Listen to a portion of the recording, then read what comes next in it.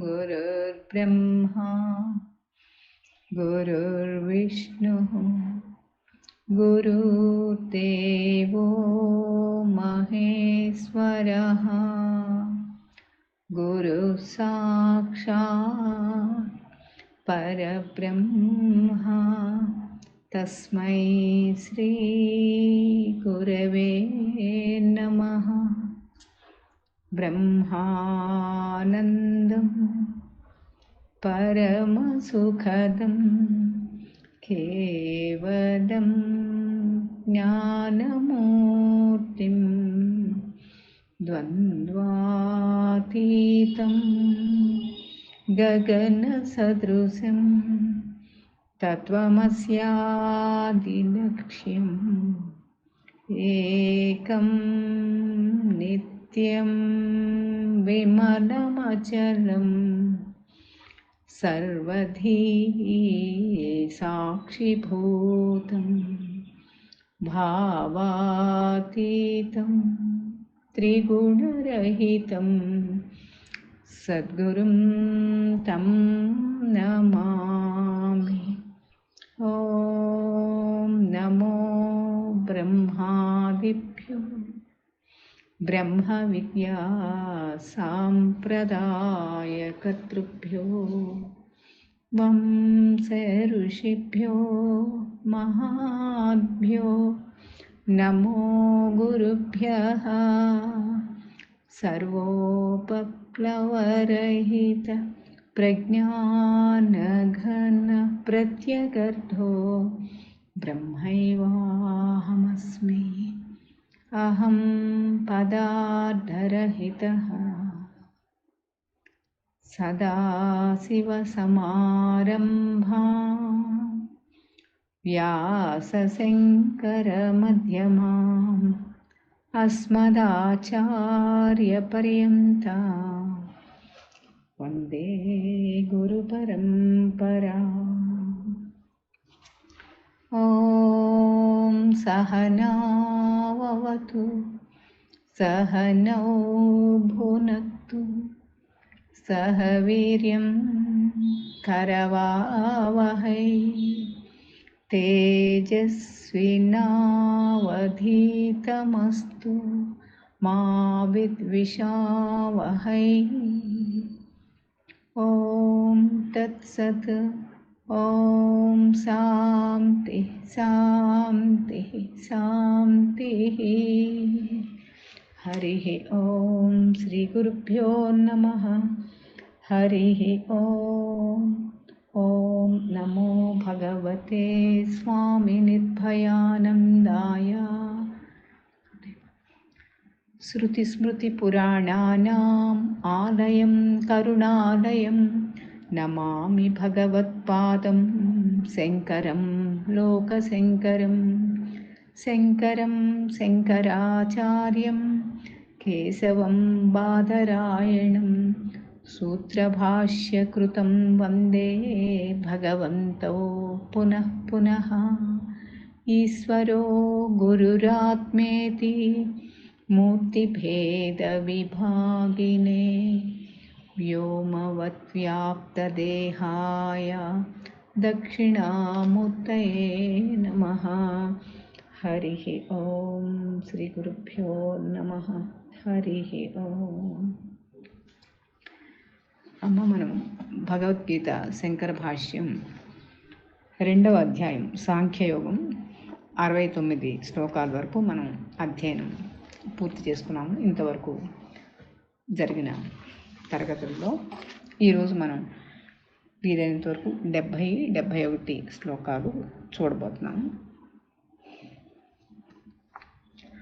ఆపూర్యమాణమచల ప్రతిష్టం సముద్రమాపః ప్రవిశంతి యద్వత్ తద్వత్కామాయం ప్రవిశంతి survey సశాంతిమాప్నోతి న కామకామీ. ఆపూర్యమాణమచలప్రతిష్ఠం సముద్రమాపః ప్రవిశంతి యద్వత్ తద్వత్కామాయం ప్రవిశంతి survey సశాంతిమాప్నోతి న కామకామీ. అమ్మ, ఎవరైనా ఒకసారి ప్రయత్నం చేస్తే చేయొచ్చు. ఈరోజు అందరూ ఏవో పనుల్లో ఉన్నట్టున్నారు.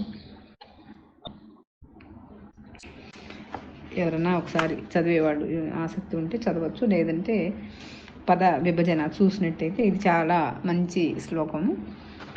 ఆపూర్యమాణం అచల ప్రతిష్టం సముద్రం ఆపహ ప్రవిశంతి యద్వత్ తద్వత్ కామా యః ప్రవిశంతి సర్వే సహ శాంతిం ఆప్నోతి న కామకామీ. ఆపూర్యమాణం అంటే సంపూర్ణంగా నిండినదియు, అచల ప్రతిష్టం చలనము లేక స్థిరముగా ఉన్నదియును అగు సముద్రమును ఆపహ అంటే నీరు అన్నమాట. కొన్ని పదాలు అలా మనం ఎన్నిసార్లు చదువుకుంటున్నామంటే గుర్తుపెట్టుకోవాలి. యద్వత్తు ఏ విధముగా ప్రవిశంతి ప్రవేశించుచున్నవో, తద్వత్తు ఆ విధముగానే సర్వే సమస్తమైన కామా కోరికలు యం ఏ బ్రహ్మనిష్ఠుని ప్రవిశంతి ప్రవేశించుచున్నవో సహ ఆ బ్రహ్మనిష్ఠుడు శాంతిని ఆప్నోతి పొందుచున్నాడు. కామ కోరికలను కామి కోరువాడు నా ప్లస్ ఆప్నోతి శాంతిని పొందలేడు. ఇది మనం ఇలా ఈ ప్రతిపదానికి అర్థాన్ని చూసుకునేటప్పటికే మనకు ఒక అవగాహన వచ్చేసేయాలి. అర్జున, ఈ నదులన్నీ కూడా సముద్రం నందు ఎట్లా ప్రవేశించి లయమవుతున్నాయో, అలాగే కోరికలన్నీ ఏ బ్రహ్మనిష్ఠుడి యందు ప్రవేశించి లీనమైపోతున్నాయో, అక్కడేంటి మళ్ళీ గోడ బంది వెనక్కి వస్తుంది, అట్లా వెనక్కి రాట్లా అందులో లయమైపోతున్నాయి. ఆ అతడు మాత్రమే శాంతిని పొందుతున్నాడు. కోరువాడు ఎప్పటికీ కూడా శాంతిని పొందలేడు, అందులోనే పడికొట్టుకుపోతూ ఉంటాడు కదా. కాబట్టి నదులన్నీ కూడా సముద్రంలో చేరి సముద్రమే అవుతాయి. అలాగే సుఖం కొరకే కోరికలు కోరుతున్నాము. దేవుడి యందు లీనమైనప్పటి బ్రహ్మానంద సుఖమున మునిగినప్పుడు ఎటువంటి కోరికలకు కూడా తావు లేదు. దేవుని వైపు మనసు తిరగకపోతే అసలు సుఖమే లేదు. సుఖము కొరకు కోరికలు కోరుతూ దుఃఖాన్నే పొందుతున్నారు అనేది దీనికి తాత్పర్యం. అయితే మనము ముందటి శ్లోకాల్లో ఇంతవరకు చెప్పుకున్న దాంట్లో పైన చెప్పుకున్నాం, పరమాత్మ అందరిలోనూ సృష్టి అంతా కూడా పరమాత్మలో అంశీభూతమే. అణువు నుంచి మహత్ వరకు కూడా ఉన్నది పరమాత్మే. అది తెలుసుకోలేక స్థితప్రజ్ఞుడు లక్షణాలు కదా అర్జున్ అడిగితే పరమాత్మ చెప్తున్నారు. ఆ బ్రహ్మమే నేను అని నిశ్చయంగా ఉంటున్నాడు. కానీ అది ఆ దృష్టి అజ్ఞానికి లేకపోవటం వలన ఆ జ్ఞాని యొక్క మెలకువ ఏదైతే ఉందో, అంటే తన స్వరూపంలో మేలుకొని ఉన్నాడు కదా, ఆ బ్రహ్మ జ్ఞానంలో మేలుకొని ఉన్నాడు. తాను బ్రహ్మమే అయి ఉన్నాను అనే స్థిర దృఢ నిర్ణయంతో ఉన్నవాడు. కాబట్టి అజ్ఞానికి ఆ దృష్టి లేదు కాబట్టి అది అతడికి నిద్రా సమయంగా మనకి గత శ్లోకాల్లో మనకి చెప్పారు. అంటే అజ్ఞానేమో శరీరమే నేను, అదే సత్యము. మరి శరీరమే అంటే అదొక్కటే కాదు కదా, మరి భార్య బిడ్డలు మరి ఇంక దానికి సంబంధించిన అన్ని అటాచ్మెంట్స్ ఉంటాయి కదా. అవన్నీ కూడా నేను, నా కోసం, నాకు కావాలి, అవన్నీ అహంకారము మమకారము అవన్నీ నాకు కావాలి, ఇంకా దానికి పెంచుకుంటా ఉంటాడు. అవన్నీ నావే అని భ్రమలో ఉన్నాడు. కాబట్టి అటువంటి ఆ ప్రకృతి అది అతను నిద్రపోతున్నాడు. అతనికి నిద్రా సమయం మేలుకో లేదు. అదే జ్ఞానికి మేలుకున్నాడు. కాబట్టి ఇతనికి రాత్రి, అతనికి పగలు, ఇతడికి రాత్రి. ఎందుకంటే జ్ఞాని యొక్క దృష్టి అజ్ఞానికి లేదు, లేదా సామాన్యుడికి లేదు కాబట్టి అనేది మనకి గత శ్లోకాల్లో మనం చెప్పుకున్నాము. ఇక్కడ భగవత్పాదుల వారి యొక్క భాష్యం చూసినట్టయితే ఈ శ్లోకానికి, అనగా జలముతో నిండి స్థిరముగా ఉన్న సముద్రం నందు, అంటే ఏది స్థిరముగా ఉన్నదో అటువంటి తన హద్దుల యందు స్థిరముగా ఉన్నట్టి సముద్రంలోనికి 4 వైపుల నుండి వచ్చి చేరిన జలము ఆ సముద్రం యొక్క స్థిరత్వం నందు ఎటువంటి వికారమును కలిగించక దాని యందే ఇమిడిపోయినట్లుగా, మరి వర్షాకాలం వచ్చింది, వరదలు, మరి అన్ని వైపుల నుంచి నదులన్నీ పొంగి వచ్చి సముద్రంలో చేరతాయి కదా. మరి చేరి ఏమైనా సముద్రం అటు ఇటు అవుతుందా? ఎలా ఉందో అలాగే స్థిరంగా నిశ్చలంగా ఉంటాను కదా, దాని యందే ఇమిడిపోతున్నాయి అవి ఏంటి. అలాగే విషయ సంబంధము కలిగి ఉన్నప్పటికీ కూడా ఈ స్థితప్రజ్ఞత్వము కలిగి ఉన్న పురుషుడి యందు అటు విషయాలతో సంబంధపడి ఉన్నా కూడా అవి అతన్ని ఏ విధమైనటువంటి వికారమును కలిగించక అతని యందే లీనమైపోతున్నాయి. వికారము అని అంటే మార్పు అన్నమాట. దానివల్ల అతనిలో ఏ కదలిక రావటం లేదు. ఎవరి సమస్తమైన కోరికలు ఆత్మయందు లీనమైపోయినవో అతడి యందు విషయములు ఎటువంటి వికారమును కలిగించజాలవు, అసలు అతన్ని ఏమి కూడా కదిలించలేవు. అటువంటి పురుషునికే పరమశాంతి అను మోక్షస్థితి కలుగును. మరి ఏమీ కావాలనుకోవటం లేదు, వచ్చింది వద్దనుకోవట్లేదు, అలా ఉన్నాడు కదలకుండా. మరి ఇంకా అదే మోక్ష, ఆ కదలిక లేకుండా ఉండటమే అదే పరమశాంతి అని చెప్తూ, అంతేకాని ఇతరులకు అనగా భోగములయందు మనస్సు కలవానికి లేదా అజ్ఞాని అని మనం చెప్పుకోవచ్చు కలవానికి ఇటువంటి స్థితి కలుగనేరదు అని, ఏలయనా అది అలా ఉన్నది కాబట్టి అని ఇంకా తర్వాతి శ్లోకంలోకి ఇంకా దాన్ని కొనసాగిస్తున్నారు. మామూలుగా అన్ని శ్లోకాలు అలాగే చెప్తున్నారు కదా. అంటే అక్కడ ఇంద్రియ సుఖాలు లేకపోవటమే చీకటిగా రాత్రిగా అనుకుంటారు అజ్ఞానులు. ఇంద్రియ భోగాలు తన సహజ స్థితి అయిన పరమాత్మ తత్వాన్ని మరుపుకు వెళ్ళే విధంగా చేస్తాయి కాబట్టి అది రాత్రి, అది అజ్ఞానంగా తెలుసుకుంటాడు వివేకుడు అని మనం ఈ అర్థంతో ఇక్కడ పగలు రాత్రి చెప్పారు పరమాత్మని మనం అర్థం చేసుకోవాలి. ఇక్కడ ఏం చెప్తున్నారు, ఎన్నో నదులు తనలో నిత్యము కలుస్తున్నా ఇది జగమెరిగిన సత్యం, మనందరికీ తెలిసిందే కదా. ఇది సముద్రం ఎలా అయితే నిశ్చలంగా ప్రశాంతంగా ఉంటుందో చూడండి, పోలిక ఎంత చక్కగా మరి చెప్పారో.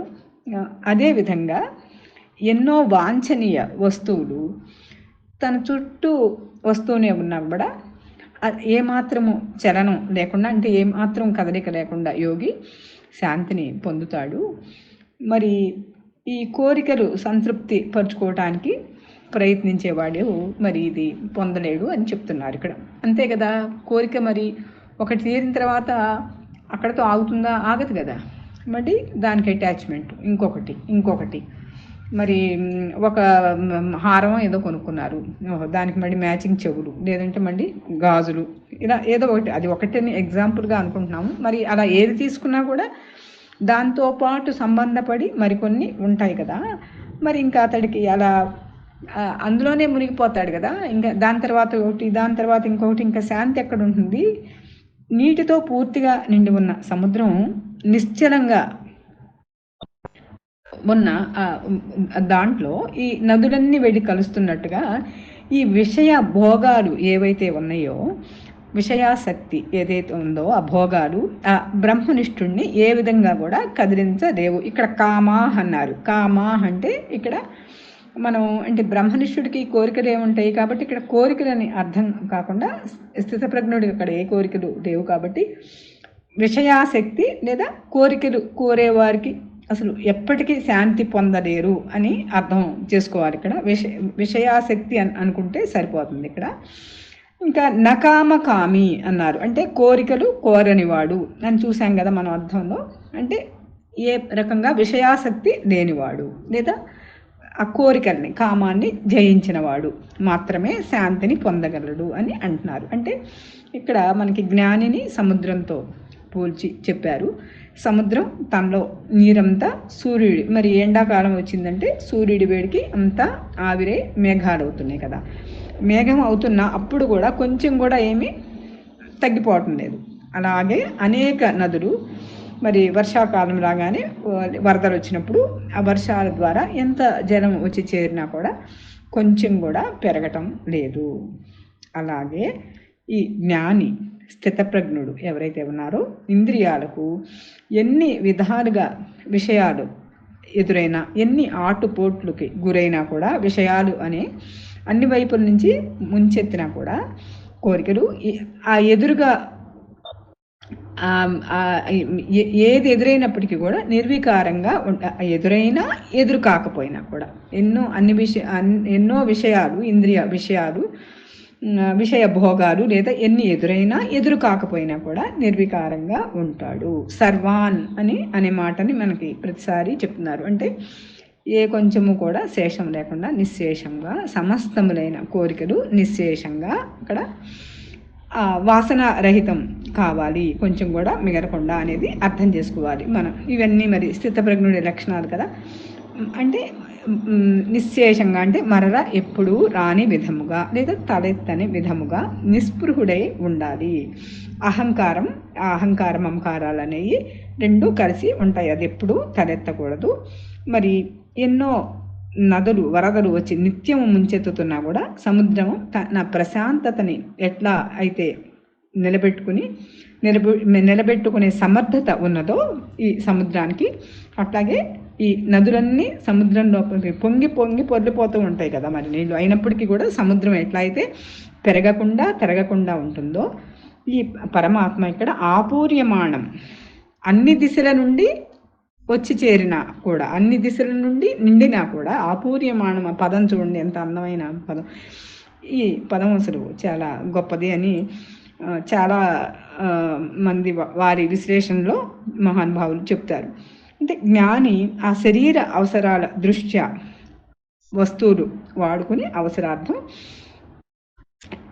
ఒకవేళ అవసరార్థం లేకపోయినప్పటికీ కూడా ప్రశాంత చిత్తంతో చెలించకుండా ఉంటాడు. ఆ యోగి మాత్రమే శాంతిని పొందుతాడు. అతడు స్థితప్రజ్ఞుడు అని పరమాత్మ చెప్తున్నారు. అంటే జ్ఞాని పరిపూర్ణుడు, అతని హృదయం ఆనందమయము, జ్ఞానేంద్రియాల ద్వారా విషయాలు అతడిలోకి ప్రవేశించిన మానిన అతని పూర్ణత్వంలో ఏ విధమైన మార్పు రాదు.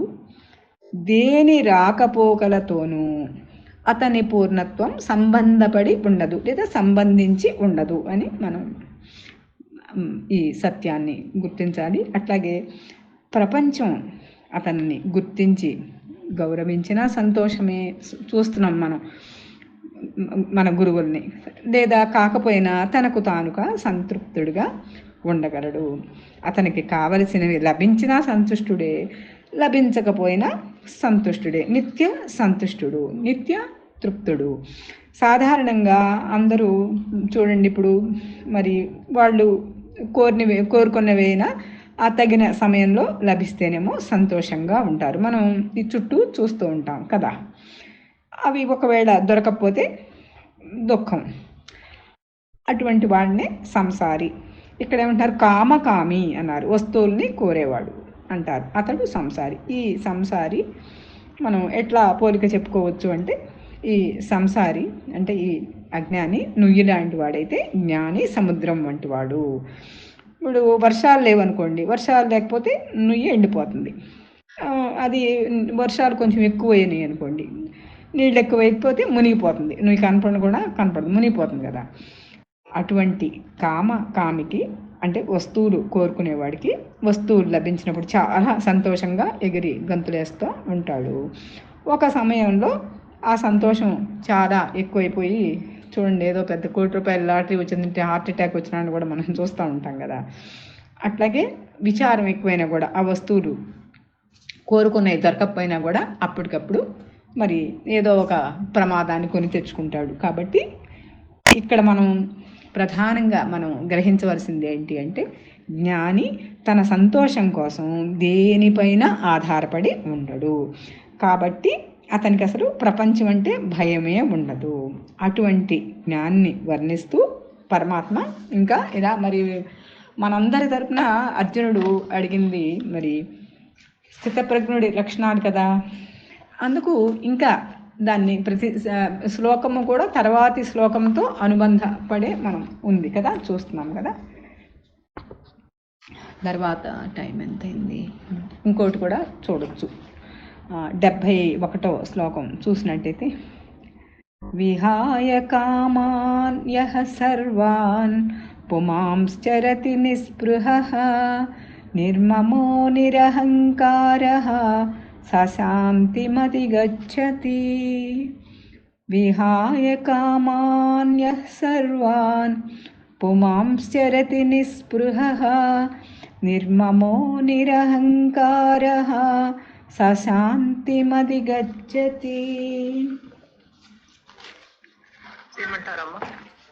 చేయండి అమ్మా, సాయిశ్రీ చేయండి అమ్మా, ఏముంది ఊరికనే మనం.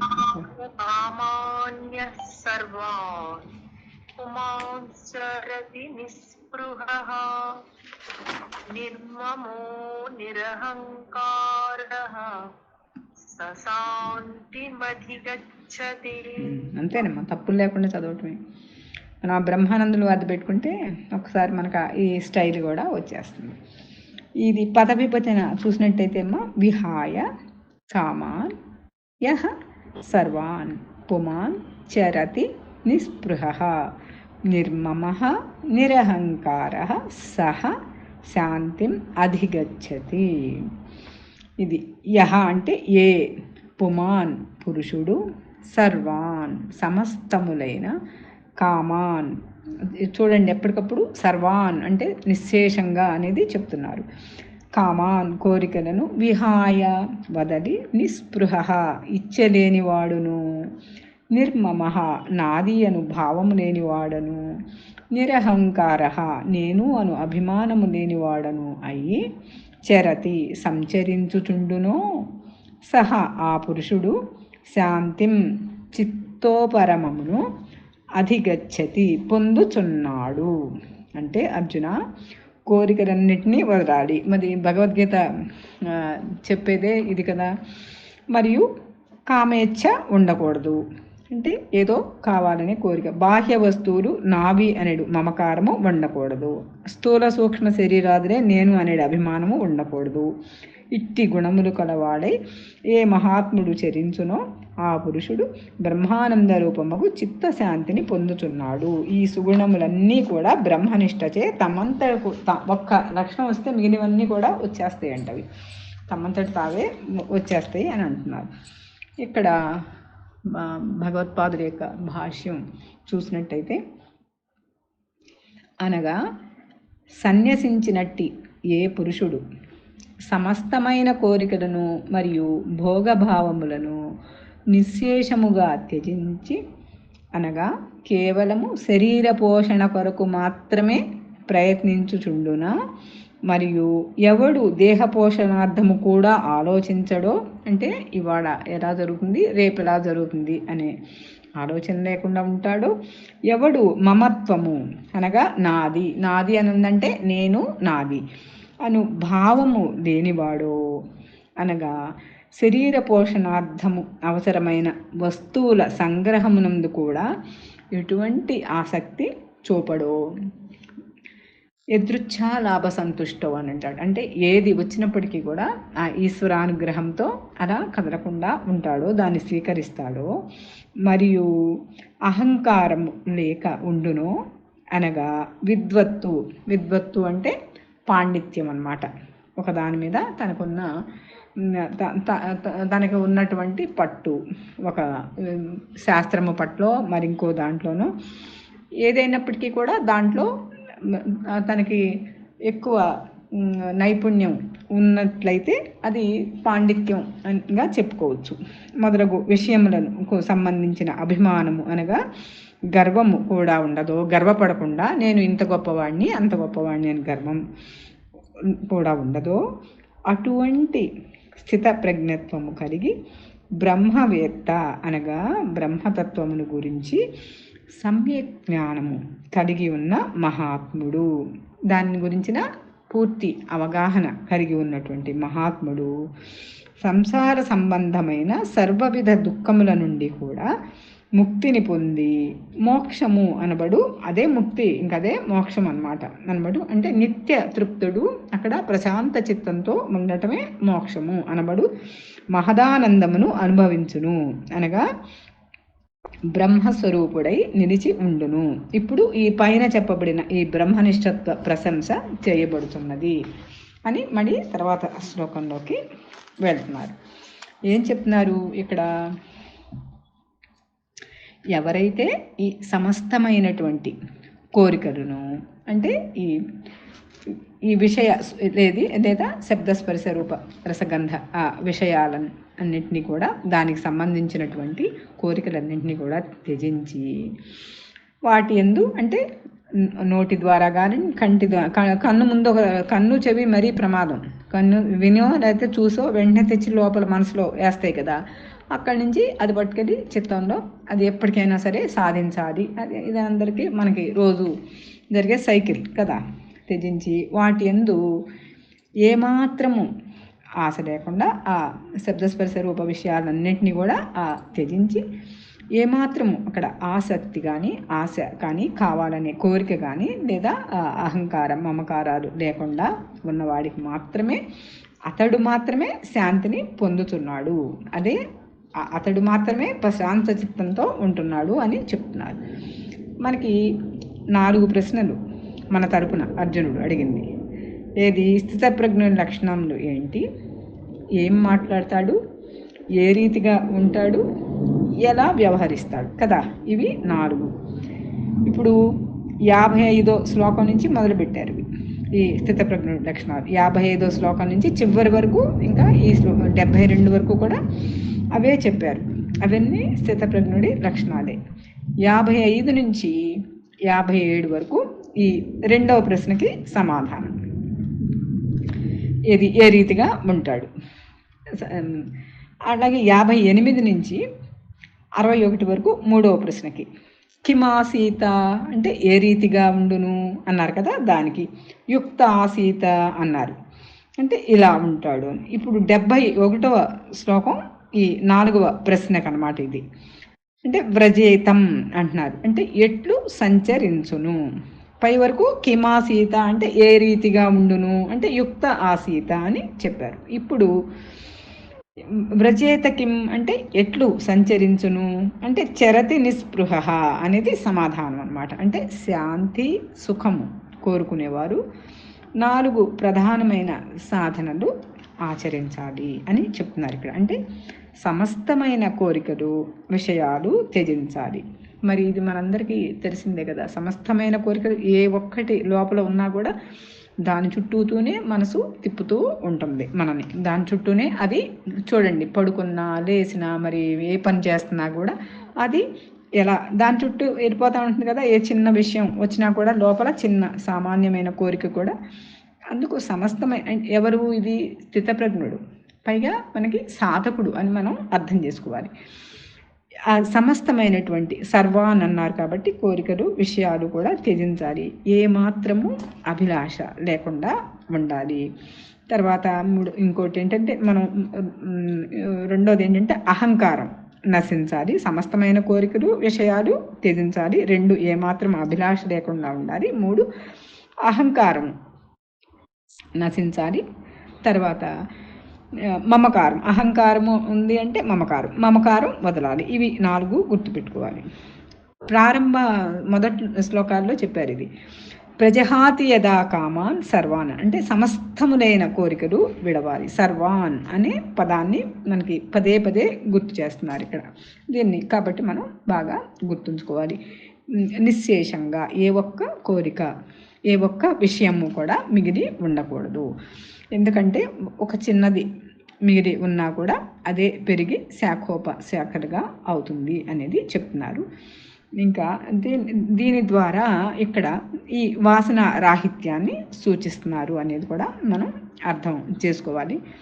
మరి ఇంకా ఆ విషయ వాంఛలు ఏదైతే ఉన్నాయో అవన్నీ వదిలేసి మళ్ళా వాటి గురించిన ఏ విధమైన అపేక్ష ఏ కదలిక లేకుండా అక్కడ కనీసం ఎప్పుడు కూడా తలవకుండా తలుచుకుంటే మళ్ళీ అదే కదా చెప్తున్నారు. మళ్ళీ అది ఇంకా రోజు రోజుకి ఇంకొకటి తీసుకొచ్చి పెడుతుంది. కొంచెం దాన్ని మండి అంటే ఇంకా దాన్ని అక్కడికి కట్ చేసేసేయాలి అని, తలుచుకోకుండా ఉండాలి. అంటే అది ఉదాసీనంగా ఉండాలి లేదా నిస్పృహుడై ఉండాలి అనేది ఇక్కడ చెప్తున్నారు. సదా ఆత్మ భావనలో ఉండి, అది కదా నీ స్వధర్మం అని చెప్తున్నారు ఎప్పుడును. స్వధర్మం ఏంటి అంటే ఆత్మభావంలో ఉండటమే, ఆత్మభావంలో ఉండటమే నీ స్వధర్మం. మిగిలినవన్నీ కూడా పరధర్మాలే. సదా ఆత్మభావంలో ఉండి దేహ సంబంధమైనటువంటి అవన్నీ కూడా పరధర్మాలు. ఆ దేహ సంబంధమైన అహంకారాన్ని వదలాలి. అలాగే శరీరమే తాను కాదు అనుకున్నప్పుడు ఇంకా దానికి సంబంధించినవన్నీ కూడా, అంటే అటువంటి వైరాగ్యంతో దానికి సంబంధించిన ఇల్లు, భార్య, బిడ్డలు అవన్నీ కూడా అక్కడ అవి నడుస్తుంది అంతే. దానికోసం పదే పదే పాకులాడొద్దు లేదా తాపత్రయపడద్దు అని చెప్తున్నాడు. దీన్ని గుర్తించాలి. కాబట్టి ఇక్కడ మమకారం వదలాలి. ఈ 4 సాధనలు ఆచరించిన వారికి అది పరమశాంతి లేదంటే సంసార బంధము అని ఇక్కడ చెప్తున్నారు. అది ఆ 4 సాధనలు ఆచరించిన వారికి పరమశాంతుడై ఉంటాడు. లేదంటే ఆ జనన మరణ రూప సంసార బంధంలో చిక్కుకుని పదే పదే తిరుగుతూ ఉంటాడు. యహ అంటే ఎవరు అని ఇక్కడ, అంటే జాతి, మత, కుల లేదా లింగ భేదం, స్త్రీ పురుష భేదం లేకుండా అని మనం గ్రహించాలి. అలా అన్ని కోరికలను విడిచినవాడు లేదా భోగభాగ్యాల పట్ల ఆకాంక్ష లేనివాడు, ఇంకా నేను నాది భావన వదలాలి, ఇంకా అహంకారం కేంద్రంగా జరిగే ఆ వైఖరి మారాలి అని మనం అర్థం చేసుకోవాలి. తర్వాత నాది అన్న భావనే అజ్ఞానం అని గుర్తుపెట్టుకుంటే, ఎందుకంటే ఇక్కడ సృష్టి అంతా పరమాత్మది కదా. సృష్టి అంతా సృష్ట్వా తదేవ అనుప్రావిశతి అంటుంది ఉపనిషత్తు. సృష్టించిన వాడు సృష్టిలో తానుగా ఉన్నాడు. సృష్టించి సృష్టిలో తానే ఉన్నాడు, చైతన్యంగా ఉన్నాడు కదా. మరి అది అంతా పరమాత్మది. అంటే మనం ఖాళీ చేతులతో వచ్చాము, మళ్ళీ తిరిగి వెళ్ళేటప్పుడు అలెగ్జాండర్ చక్రవర్తి మరి ఏం చేయాలి అంటే కాఫీని బయట శవపేటిక బయటికి ఖాళీ చేతులతో నన్ను పంపించమని చెప్తాడు కదా, ఖాళీ చేతులు బయటికి పెట్టి. అంటే ఖాళీ చేతులతో తిరిగి వెళ్తామనే ఆ సత్యాన్ని ఎప్పుడు నిరంతరము సాధకుడు గుర్తుంచుకోవాలి అని ఇక్కడ మనకి ఈ శ్లోకంలో మనం తెలుసుకోవాల్సింది. అంటే మనది అనేది ఏముంది అని ఒక్క ప్రశ్న మనం వేసుకుంటే, మనం వస్తూ ఏం తెచ్చుకున్నాము, వెళ్తూ ఏం పట్టుకెళ్ళాము, ఈ మధ్యలో ఉన్న 3 నాళ్ల ముచ్చట కోసం ఎంత తాపత్రయ పడుతున్నాము అనేది మనం గుర్తించాలి. అంటే వ్యక్తి యొక్క ప్రశాంతతని కోల్పోయేట్లు చేసే వాటన్నిటి గురించి కూడా పరమాత్మ ఇక్కడ వివరించి వాటినన్నిటినీ తప్పకుండా త్యజించాలి అని అర్జునుడికి చెప్పడం. అంటే మనకే ఈ పాఠం అంతా మనకే కదా చెప్తున్నారు, అర్జునుడికి చెప్తున్నారు. అంటే ప్రపంచంలో దేనికి భయపడకుండా, అలాగే దేనికి లోబడకుండా సంతోషంగా పరమశాంత చిత్తంతో తిరిగేవాడే జ్ఞాని. ఇంకా ఎండుటాకు చూడండి, రాలిపోతుంది. దానికి ఏమైనా ప్రయత్నం ఉందా? అలా ఎట్లా సహజంగా రాలిపోతుందో, గాలి ఎంత సహజంగా వేస్తుందో అంత సహజంగా జీవిస్తాడు స్థితప్రజ్ఞుడు లేదా జ్ఞాని. అంటే ఎటువంటి పరిస్థితి అయినా కూడా ఏ సమస్య లేకుండా అతడు అక్కడ పరిస్థితి తన అదుపులో ఉంటుంది. దానిని సునాయాసంగా ఎటువంటి సమస్య అయినా కూడా అతనికి సమస్యగా అనిపించదు, దాటగలుగుతాడు. ఎందుకంటే అక్కడ నేను నాది అనే అహంకార మమకారాలు అతడికి లేవు అనేది చెప్తున్నారు. అట్టి జ్ఞానికి మాత్రమే శాంతి లభిస్తుంది అని పరమాత్మ, అతడు మాత్రమే సంతోషంగా ఉంటాడు. ఏ సంఘటనలోనూ కూడా అతను చిక్కుకోడు, తను అంటే తాదాత్మ్యం లేకుండా ఉంటాడు అని చెప్తున్నారు. ఈ శ్లోకం ద్వారా మనకి అందిస్తున్నది. ఇవాళ మనం పరిభాషా వివరణ కూడా కొన్ని పదాలు చూద్దాము. ఇంకొక శ్లోకమే ఉంటుంది ఈ అధ్యాయంలో. ఇది మనం మళ్ళీ సోమవారం చూద్దాము.